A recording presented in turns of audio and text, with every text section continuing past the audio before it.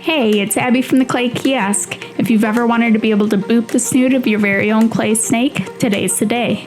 I'm going to show you guys how to make a miniature snow Kenyan sand boa using only one block of clay and a bottle of paint. Let's get started.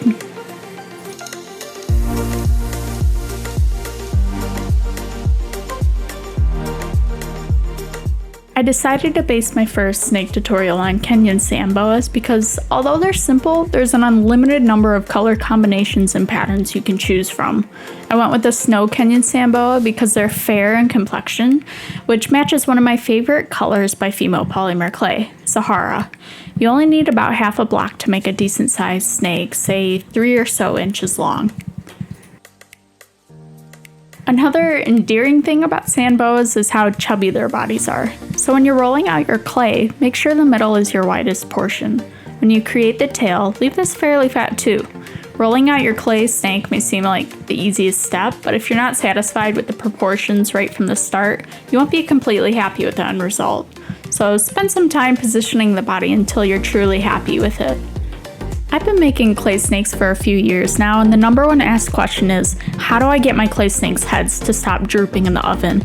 My advice is always to keep things small. More weight at the top means more drooping. If you're still having issues, your clay may be too soft or too conditioned. I mostly stick to Fimo, which I found to be more sturdier than Sculpey and even Primo at times. The overall positioning of the snake's neck is important too. If you know your piece is going to droop, raise the head up higher to start. It's always better to be too high than too low.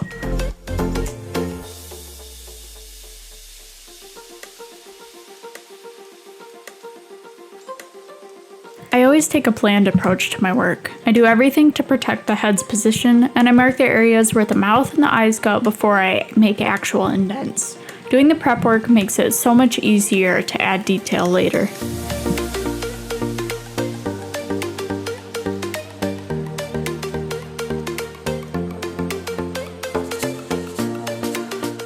For the eyes, I just cut 2 small equal pieces of gray clay.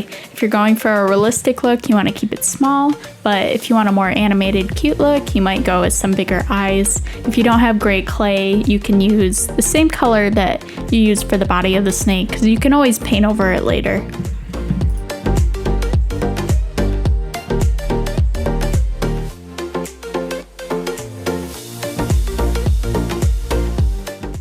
I always do the nose last. I'm never quite sure how the mouth is going to turn out, so in order to keep things nice and symmetrical and centered, I always go back with a fine dotting tool later and add in those vents.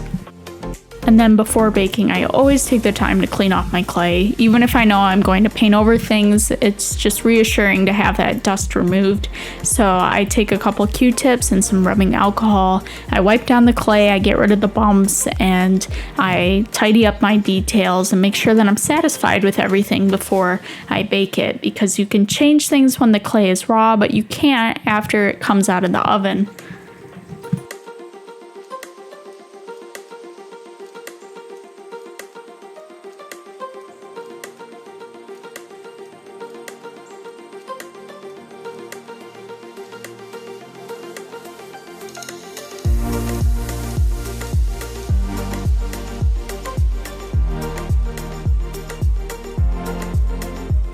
Kenyan sand boas are pretty cool because their patterns are uniquely only one color, unlike a lot of other snakes. So I didn't have exactly the color I needed, so I mixed together a golden brown with a taupe color, and I'll use that for the entire pattern. You can see that sand boas have pretty abstract markings. If I had to describe it, I might even say that it's blotchy. I'm going to try and replicate the sand boa that I made last week, so there won't be much rhyme or reason to my painting. Some markings will touch, while there will be greater space between others. Any gaps in the pattern I'll revisit later with an even smaller dotting tool. I can add more detail then, but for now it's all about big, mostly round markings with uneven spacing. The nice thing about working on baked clay, which I always recommend that you do, is that if you add some paint and you make a mistake, you can go back with your X-Acto knife or any sort of cutting tool and you can scrape away that paint from the clay without leaving a mark.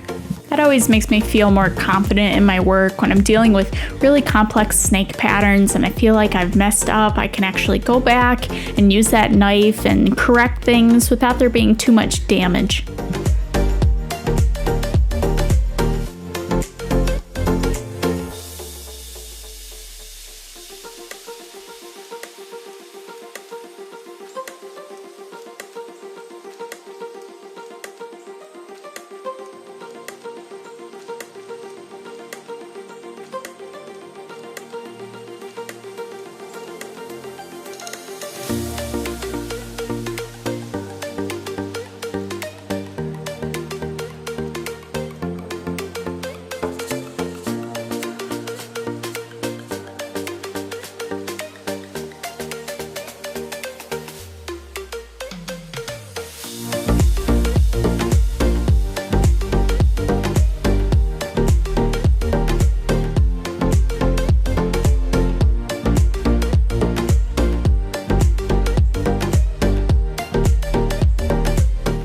I always like to add a coat of shiny varnish when everything's all said and done too. You can choose between a matte or a gloss varnish, whichever you prefer more.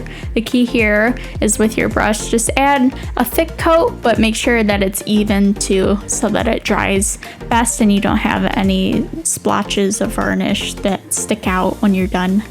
And that's really about it. Allow some time for your varnish to dry and then you'll have your very own clay snake. So if you like this video, please consider leaving a like or subscribing. If there's a snake you want to see in the next tutorial, let me know in the comments below. If you were inspired by today's tutorial and decided to make a clay snake of your own, I really do love seeing your guys' work. So you can tag me at the Clay Kiosk on Instagram or use hashtag the Clay Kiosk. That's all for now, but I really hope to see you next week for another Polymer clay tutorial.